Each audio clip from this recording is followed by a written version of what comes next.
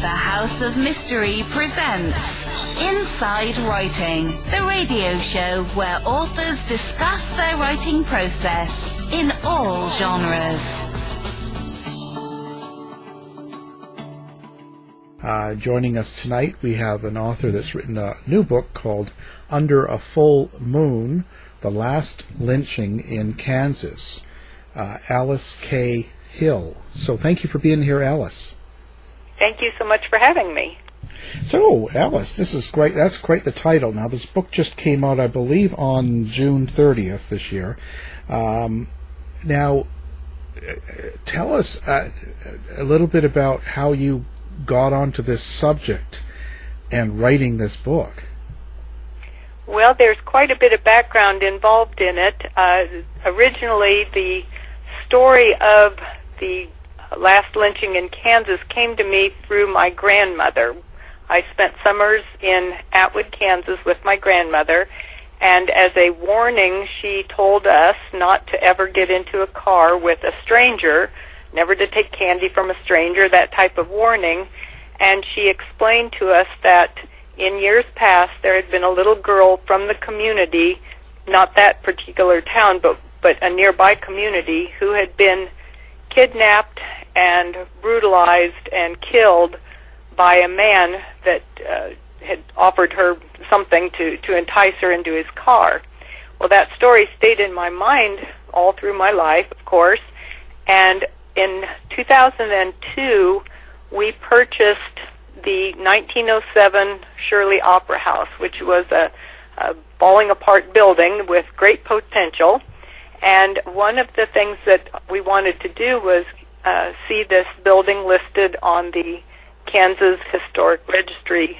And so that required a lot of research. And as I was researching for that, I came across a reference that this very same little girl that my grandmother had told me about had been served a meal just an hour or so before her final death. And that caught my attention, and I felt, well, what a coincidence to actually be in the same space as that little girl had been, and it intrigued me enough that I wanted to find out more. And that is what launched the long process of writing this book. I was going to say, I've written a few books myself, and I know there's quite a bit of work. I've never done something with a case this long ago. Now, I believe this was in 1932. So you've had to reach back, and so there's very few witnesses still alive and things like that. So how long does it take to do something like that? Well, you have to understand I was living a very busy life while I was trying to develop this story, and so for many years I just went after it whenever I could, but I was serious about it, and I felt compelled to write it. And what's even more interesting is that the story really begins in 1881, because what I wanted to do was find out, to unravel why these people's lives crossed when they did in 1932. So one of the first things that I discovered was that Richard Reed, his full name was Pleasant Richardson Reed, he was a repeat offender, and he had been incarcerated in the Colorado Penitentiary for a previous rape in 1916. And that was the first I'd heard that he had any kind of other criminal background. So during Christmas break, we went to Denver, and I went to the archives and requested information, and I was then sent a photograph of his prison intake photo. When I saw his photograph, that completely changed my whole perspective of what this story was going to reveal to me, because when I saw his eyes, I felt that his story was just as integral as the little girl's story. In fact, I found out more so. And that was, so then, talk about going back in time, I went clear back to 1881 when he first arrived in Kansas as a child. Wow. And that set the pattern for the whole book. Was each of the primary characters. There's 7 families that I focused on, and for each of those 7 families, I went back to when did they first arrive in Northwest Kansas, how did their paths ultimately cross in this final event in 1932. Yeah, and I know when you're doing something in history like that, so many people nowadays living their lives with, smartphones and internet and everything that we have now don't realize what it was like to live in, let's say, Kansas or anywhere in the U.S. in 1881. So that must be quite the process, and that must be, because you have to talk about that through the book so people understand. Certainly, and that plays a very big part in the development of Richard Reed's character, the isolation, the deprivation, the hardships, and Western Kansas, Northwest Kansas, there are not very many people in that area. There never have been. So being isolated out there was a given. The summers are extremely hot, dry. We're a semi-arid area. The winters can be extremely cold with raging blizzards. The wind blows all the time. It's very hard to raise crops, and that was all that they came to do was to farm. That was what brought these people to the area. So it was extremely hard. Disease was a huge issue. And that was one of the things I tried to capture in these personal stories, is each of these families struggles to make a go of it, and it was an interesting process to take them from the beginning clear to the final stages. So from the 1881, when you start with Richard Reed, and you take him right up until he rapes and kills the 8-year-old girl here, I think Dorothy Hunter.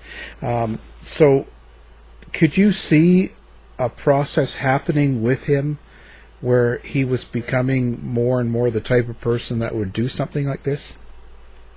Well, when my grandmother first told us the story, I asked her, why would a man do that to a little girl? I so identified with this little child who was trusting, and she said, well, he was retarded and didn't know any better. So that clue stayed with me as I began this process. And when I received the photograph of him, one of the things I noticed immediately was that he had a scar on the back of his head behind his ear that had a curve, and it looked to me very much like it could have been caused by a horse hoof being kicked in the head. So that gave me another possible clue of why would this man be retarded. Well, traumatic brain injury could certainly be a viable explanation. And I also felt that his whole demeanor, in many of the accounts, of the newspaper accounts, they called him the ape man, they called him the Kansas monster. People referred to him as having extraordinarily long arms and being a threatening appearance. But any time a person is set apart for whatever reason, perhaps they're slow mentally, perhaps they have a mental illness, perhaps they have a deformity or a disability, whenever they're set apart from the herd, that causes even more isolation. And that throughout the book, that was the pattern I followed, was that he was perhaps developmentally delayed, and with the traumatic brain injury, he couldn't fit into the normal social gatherings, and he became more and more isolated. And both of his events were opportunistic events. They were not planned. And I'll explain that by saying that when he picked up the little girl, little Dorothy Hunter, he was on his way home from another town. And the town he was coming from was to the east. He was driving west and his town of Rexford was further west. But as he was driving through the town of Selden, which is where she lived, she just happened to be on the road at that time. He wasn't stalking her. He wasn't intending this to occur. He just happened to pick her up that day. So it wasn't as though he was a predator or serial killer. I just think he was lonely, and he had no normal outlet for relationships. But then there was also bootleg liquor, the moonshine bootleg liquor involved, which causes, of course, a whole nother level of mental aberration to occur. Yeah, it's really it's strange how that how it works now. And also back then, I guess in 1932, of course, they didn't treat mental illness like something they wanted to fix, right? It was sort of they just didn't really pay attention to someone that was as they would call retarded. Absolutely. In fact, that continued on clear into much later. One of the most interesting coincidences in writing this book, and many of these things revealed themselves as I was writing the book. I didn't know them before. My husband and I and daughters worked as, we were called family teachers, for a program that worked with developmentally delayed adults. And one of our clients that we took care of, we lived in the same home with them, was a man named Ed McGinley. Well, it turns out that Ed McGinley was the grandson of the sheriff who arrested Richard Reed in 1932. So I had a very close relationship with the man we took care of. He had a dual diagnosis, mental disability and mental retardation, and he had been put into an institution very young in life and was not taken back out of that institution until he was an adult. That was the norm. If you had a child who was born with Down syndrome or any type of disability, there was no special ed programs. There was nothing to help them. They just were, the families were told, pretend they never were born, and they were put in institutions, and it was an abusive system for a long time. So yes, if a child back in the 1920s, 1910s, if they were born on the farm with a disability, they were just hidden, more or less. Yeah, so they're almost like housed them or babysat them by putting them in places like that. That wasn't there to help them, really. Right. There was no treatment program. They were just incarcerated, put into prison for having done nothing wrong except to being odd or different. Wow. So now, before this 1932 case, you mentioned he had been a repeat offender. So what exactly had he done before this? Well, in 1916, he was homesteading in eastern Colorado, which is just a little further west than the Northwest Kansas area that most of the book is about. And they had opened up some more homesteading options in that area. And so he was a bachelor farmer. He was out there homesteading on his 160 acres, and next to him was a Russian-German settlement. This group of people had fled Russia to avoid having to be, drafted into the war. They had been promised when they lived in Russia that they would never have to do that, and that changed. The political climate changed. So they came to America and set up a settlement which was very isolated. They were there because of their religion, and they tried not to involve themselves in the outside world. But his land bordered right up against it. And this young woman, Pauline Weishar, she was not quite 16 years old. She was out herding cattle, and he came upon her and molested her terribly. We don't have any specific details, but we do know that it was significant. The community of men there were going to lynch him, but the local sheriff was able to take him away from the lynch mob at that time, and within less than 24 hours he was in the penitentiary in Canyon City, Colorado. So he had a pattern of attacking young women. Now, she was closer to his age at that time than the 1932 event. In 1932, he was 53 years old, and the little girl was 8. So there was a much wider age span. But in the 1916 period of time, he was much closer to the age of the young girl. So what? How did he get out of prison then? Like, he got put in the penitentiary. Was it just a short sentence, or what did they do? Well, it was, again, historically significant. There was some prison reform occurring in Colorado, and the book explains that as more towards the end of the book. There's some reference parts in the back, but there was a prison reform program going on, and they had a time reduced for good behavior, and he was what they considered a model prisoner.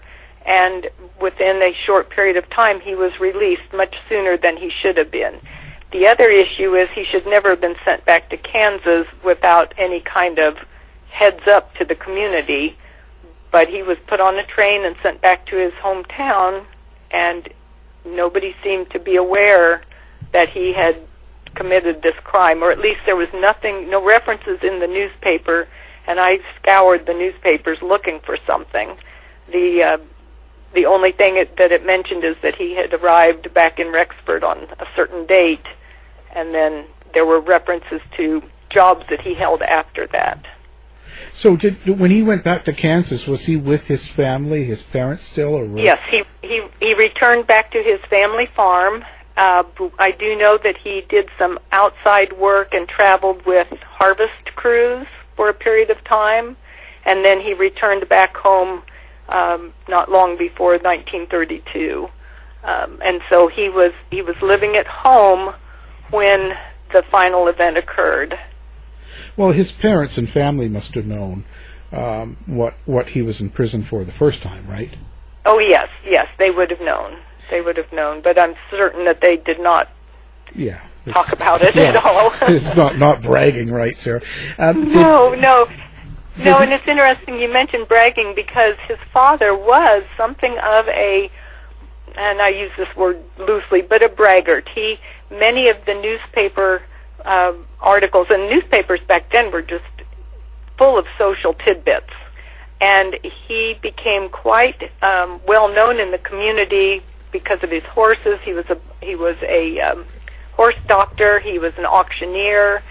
He rose up in the community as something of a braggart and a man who liked to have his name in the paper. And he would brag about his other children, but Richard was never even mentioned. If they had a family gathering, say Mama had a birthday, and all of the children were listed in the little social clip, even though Richard was there at home, his name was left off. So it was very telling. Yeah. Wow. Yeah, that's got to be. I'd imagine his other brothers or sisters would have treated him poorly as well. I believe you're absolutely right on that. Wow. So did he ever get married or get a regular girlfriend or anything during any of this time? I know that he was never married. I do not assume that he had any kind of relationships, a local relationship at all. Wow. So now the event happens. He attacks and kills this girl. How did they figure it was him? Well, it's quite an interesting story how, and it was one of the things that intrigued me so much. He picked her up on the road. She and her sister were going home from school. It was the last day of school, and She, her sister, and a friend were walking home, and Dorothy realized she had left her lunch pail back at the school. So she went back to get it, and they never saw her again. So middle afternoon, she's walking back towards home, and he picks her up, and she gets in the car with him, willingly or unwillingly, we don't know, but I'm assuming willingly.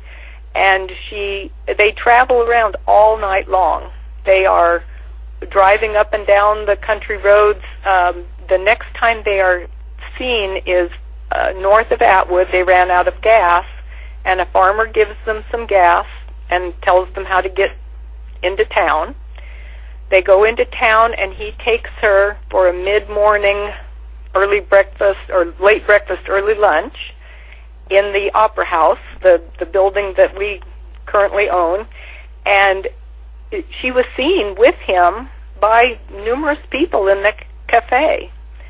And when questioned, the only comments that were recorded were, "We didn't know anything was wrong."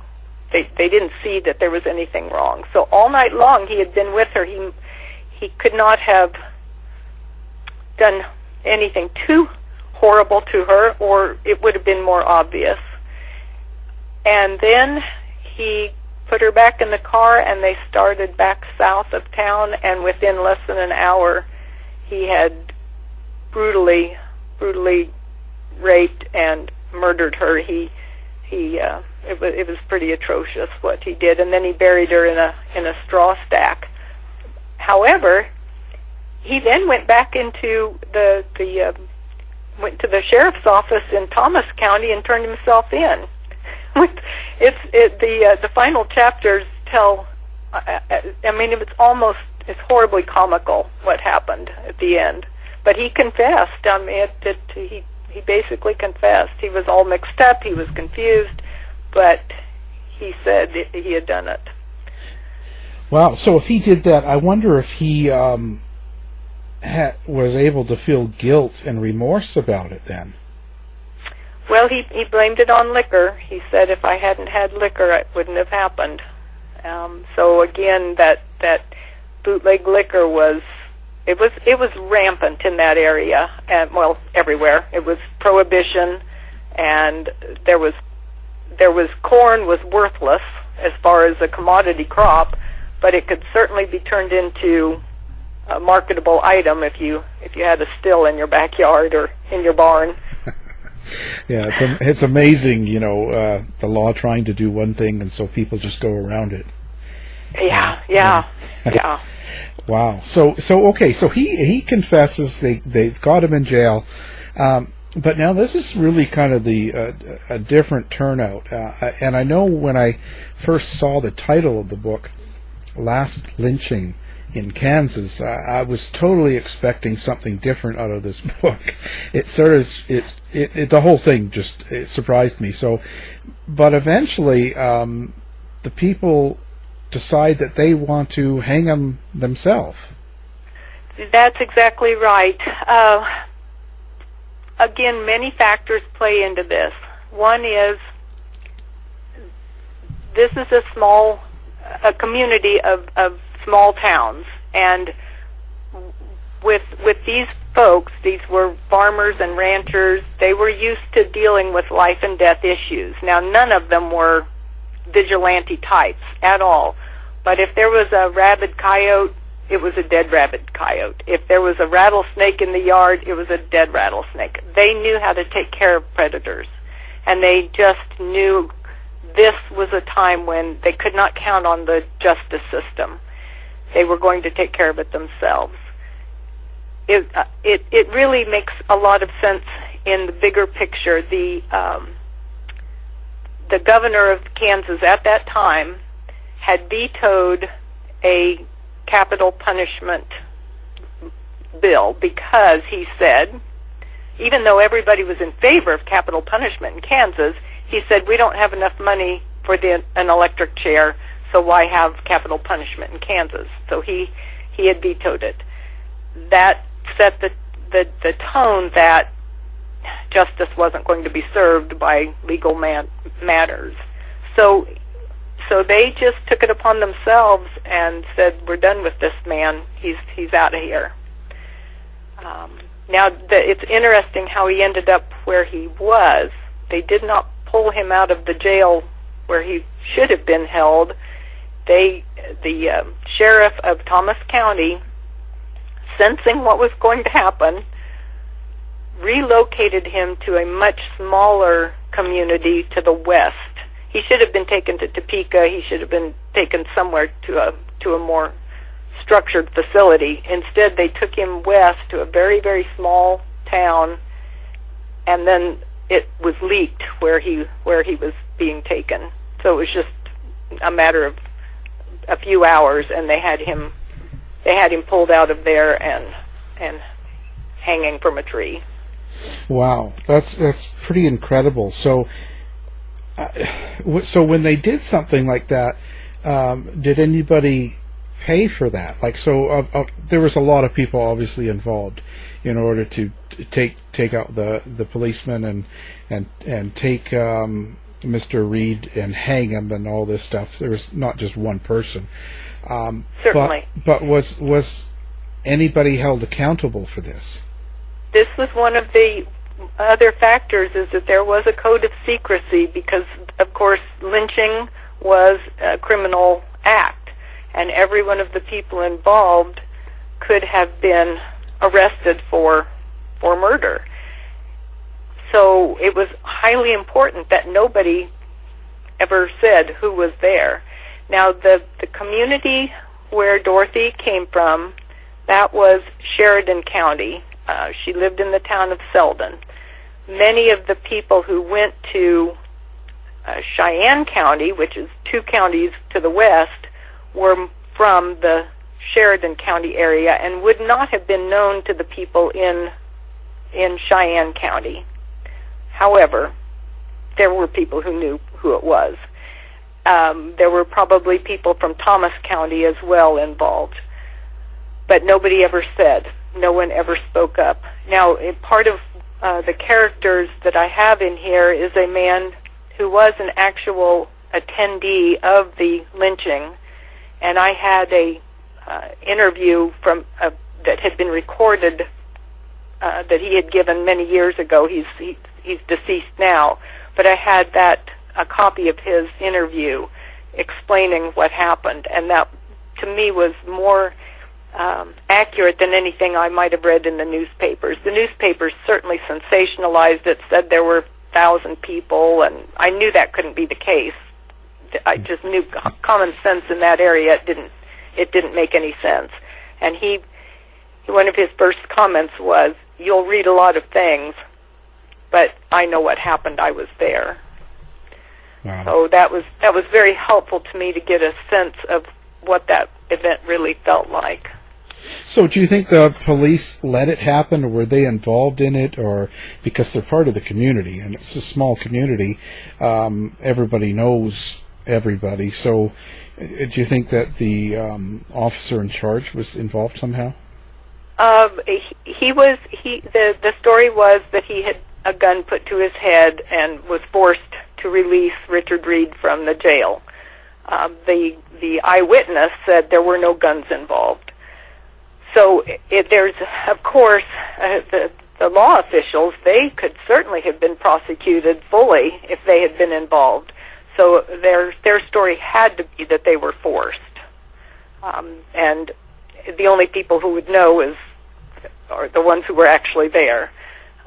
But here's an important point, too, is that the sheriff that was in charge of the Cheyenne County Courthouse, he was a small man, about 5'3", I believe, and he had been the janitor before he became the sheriff.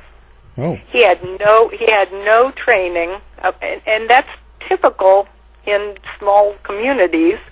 If there's a job opening, you're just willing to give it a whirl, and he had nothing official. Yeah, and no real training, I'm sure. No, he just was there to, make sure that if a cat got up the tree, somebody was there to help them out. Well, yeah, I bet you there wasn't a whole lot of crime that he had to deal with there. No, certainly not in St. Francis, Kansas, and so he was completely unprepared to face a mob wanting to take a man like this out of his jail. I wonder if you would think that perhaps just the way the community interacted with themselves and what their beliefs and lifestyles were like at that time, I wonder if that really kind of was part of the why he did what he did, or why the whole thing happened. I'm not sure I understand what you... Just the way that he grew up, what he had to live with, the way the family treated him, and I'm not giving him a scapegoat, but I'm just saying that I just wonder if the whole community, because they probably all treated him much the same as the retarded child type thing or something like that.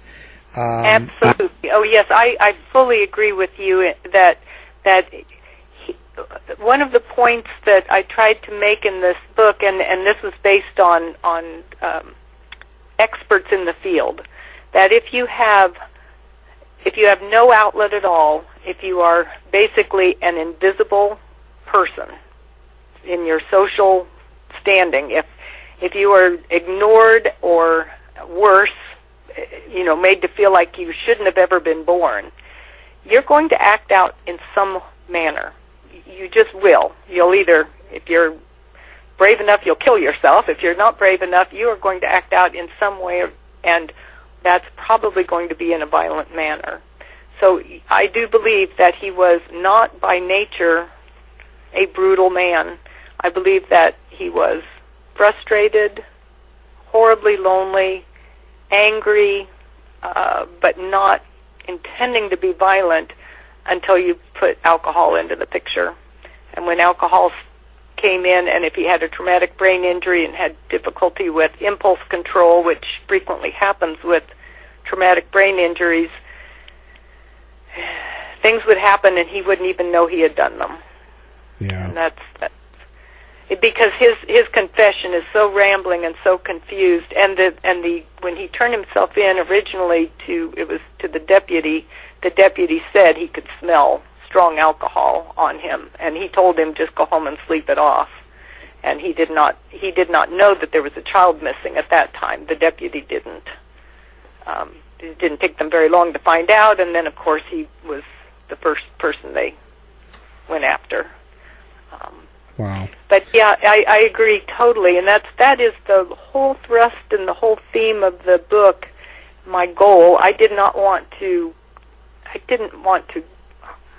bring up a lot of horrible information for people to read without a reason, and the reason was, I was a school nurse for many years, and I saw the child who was, maybe they weren't the prettiest kid, maybe they were kind of fat, maybe they had a limp, maybe they weren't very smart. Whatever it was that set them apart, their lives were pretty darn miserable, even with all of the social supports that are in place now. And if you had nobody looking out for you, nobody putting a hand on your shoulder saying, you're a good kid, you're all right, then what are you going to do with yourself except do something wrong? Yeah, it's really too bad. How did his family manage after this lynching of their son? Well, his parents were elderly, and they both passed away fairly soon after that occurred, within just a few years.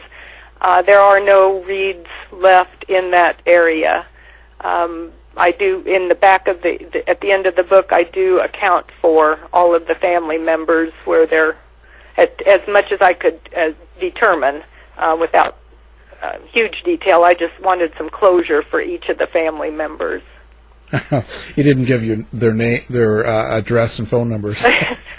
Well, no, and of course, this has been 80-some years ago that event occurred, so, we're talking an extended length of time. However, there are certainly family members, cousins, and descended cousins of the families in the area, and I do so hope I have not caused anybody any hardship from writing this. But I just felt compelled to tell this story when I saw his photograph. There was no choice. So for almost 17 years, I kept working on it, and it wouldn't leave me. And I'm so pleased. The Wild Blue Press said they were interested in seeing it published, because it's really I believe it is an important book, not just historically, although there's a tremendous amount of history in there, but I believe psychosocially this book, it may have a positive impact. Who knows when and how, but that's my hope. Well, so what is that kind of it? So when someone buys your book and they take it home and read it and finish, what is it that you hope that they take away from the book? What is the key element? Well, I think maybe if I can pull this up very quickly here, my closing statement is, if you are impacted by this story, do not turn away if you suspect a child is in danger of physical or emotional abuse. Opportunities that might have altered the events leading to the last lynching in Kansas were presented but allowed to slip past for all the typical reasons.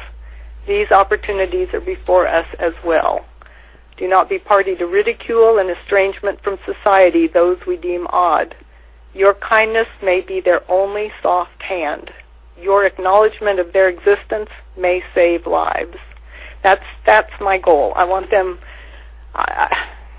because it's so easy to be part of the pecking order. It's so easy to laugh when somebody is odd instead of standing up for them. It's much harder to stand up for them. So I'm hoping everybody will stand up for those who are being downtrodden.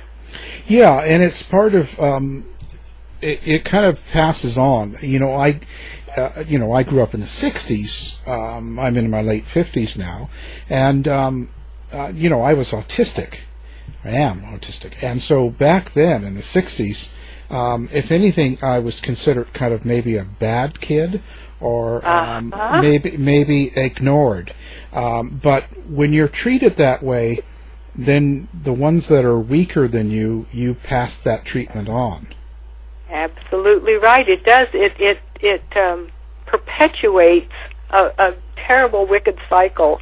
Well, so you truly do understand the magnitude of being slightly outside of the herd, and some people have great compensation tools, and some people have one person in their life that gives them that strength to stay centered with themselves.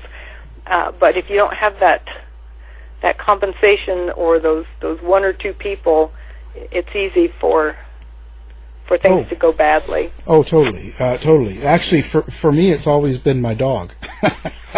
and that's very true too. Animals are so hugely therapeutic. They certainly are. They're amazing. No, I think that we see it. Every one of us sees these potential moments in our lives pretty frequently, and the majority of the time we look the other way, just as you say, ignore.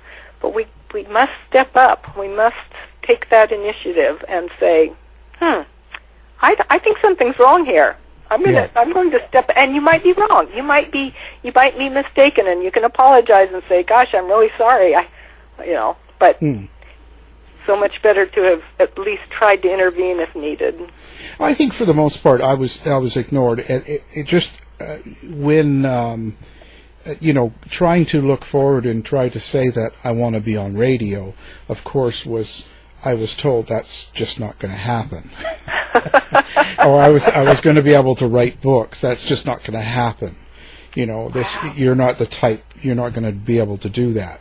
So that's kind of how my parents took toward me, and so I understood the rejection. But at the same time, I was very comfortable in my own mind.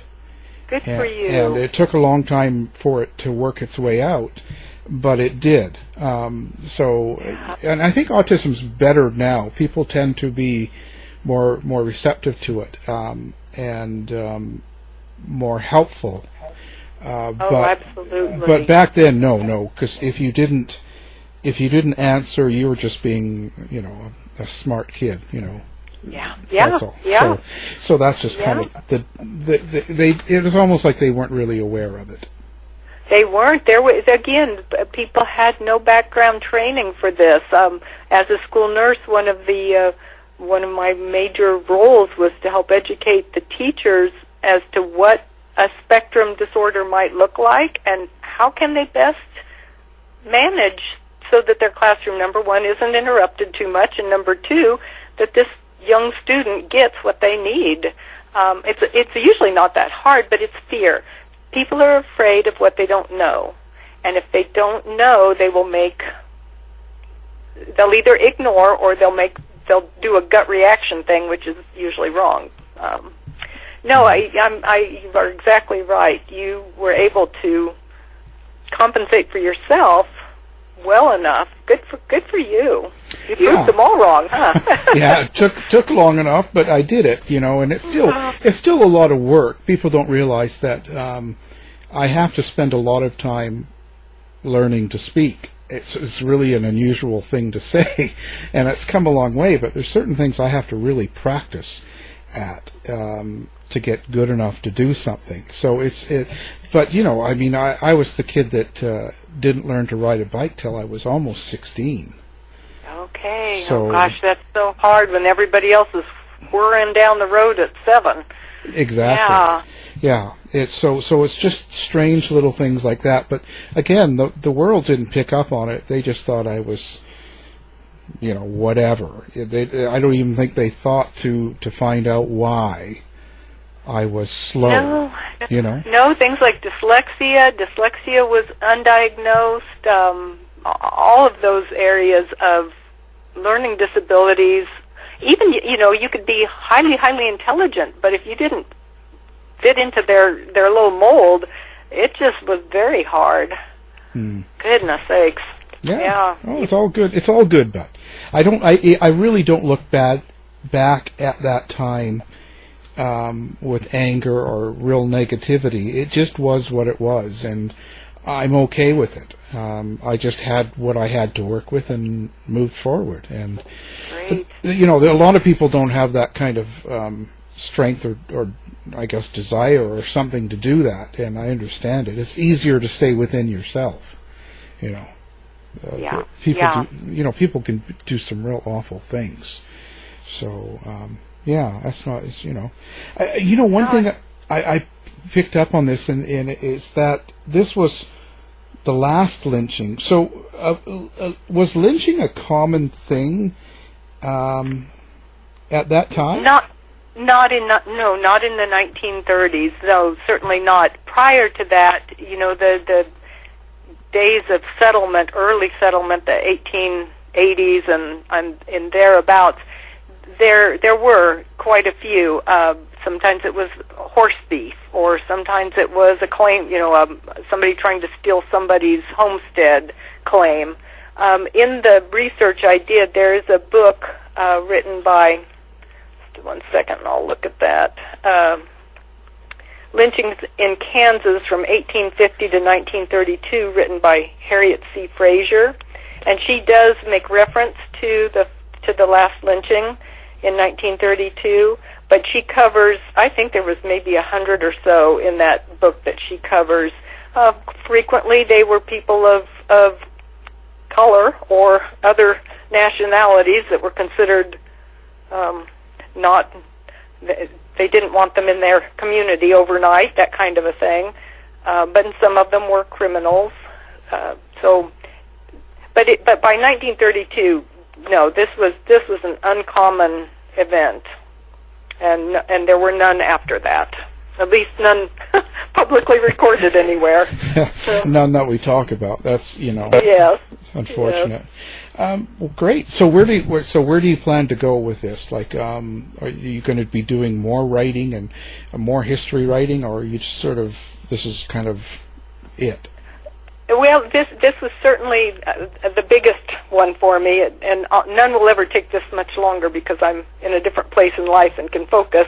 I do have some things in the works. I don't quite know which one will pop up onto the top and come out next, but there is another local history story, a true crime event in that same county that's intriguing, but I don't know that there's a bigger theme or if it's just a one-off event. And I don't want to write just to be writing. I feel like it needs to have a purpose and have some value, some long-standing universal value to it.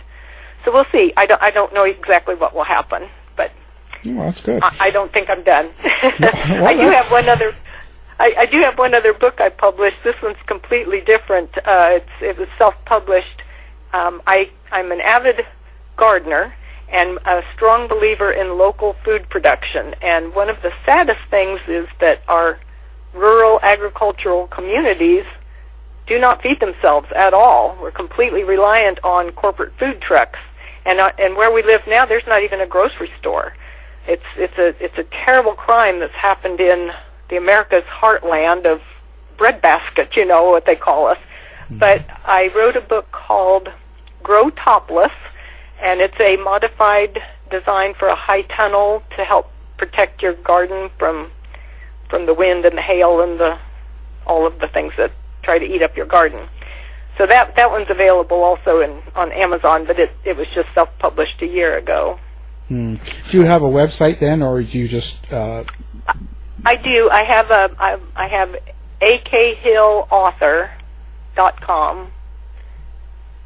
Fantastic. So yeah, it's strange how the world's changing around us and how things are becoming very different. Like you were saying, don't feed yourself and stuff. It's strange when some things seem to make so much sense to do, but we don't do it. Oh, we are in real trouble with our food supply in America, and people don't know it at all because we have an abundance of food almost anywhere. But this year has really awakened folks to how fragile that system is. And my husband and I, we farmed in Western Kansas for 40-some years, and we have seen a complete change from self-sustainability to almost 100% monocrop, chemically grown foods. It's all corn, cattle feed. There's no real food being grown out here anymore, and it's a terrible shame. And tons of chemicals being put on our lands all around us, either through aerial sprays or ground rigs. It's a serious situation, and I hope someday, very quickly, there's a big turnaround. But I'm not too hopeful. Yeah, I'm not hopeful at all. So just I'm not say that. I'm not going to jump on and say, "Oh no, it's going to be good." No, I don't know. I don't know that it is. There is a strong movement for local food and homesteading, but it's more in the urban areas and the rural areas where we are actually got the greatest potential. We are totally forgotten. When my husband and I started, we got married in 1975. He is a fifth-generation Kansas farmer. Our grandchildren are 7 generations now, but there were 3% of the nation were family farmers. We are now at less than 0.5% of the entire nation, and we don't even count on the census anymore. Oh, I think that's a pretty big statement. Oh, it is. It's terrible. I don't know what to say. I think we're losing the ability to focus on the important things, and we're focused on all this stuff that really shouldn't and doesn't matter. And we're mesmerized with sports or whatever, get focused on what we do as a society and try to make it better, But I preach that all the time, but nobody listens. So, and I've been stuck in Canada. Not stuck. I enjoyed it actually since before this. I have a house up in Western Canada, and so I was up here before the pandemic hit and the cancel of flights. So we do everything out of the studio up here. And you know what? Outside looking in, you start to learn a lot of things about where you live and what the world thinks about it. That's very interesting. How insightful that is for you to have a whole nother perspective. It's crazy to watch and to live in a different country and the way they talk about what's going on in the U.S. And actually, sometimes it's pretty embarrassing. It doesn't surprise me at all. I just don't know what to say. It just I'm just kind of like, wow. Yeah, there's just no words. So anyway, no. Well, but it's been a pleasure. What we're going to do is we'll have you up on our website. We'll have your book. Okay. People can do one click and pick up the book anytime they listen. So awesome. The book we're talking about is Under a Full Moon, The Last Lynching in Kansas. And our guest has been the author, Alice K. Hill. Thank you for being here. Oh, I so appreciate it. Thank you so much. It was a pleasure visiting with you. You've been listening to the House of Mystery radio show. To find out more about our guests, hosts, or shows, go to www.houseofmystery.com. Show's over for now. Was it as good for you as it was for me? Yeah. Good night. This has been a production of Something Weird Media. I'll be back.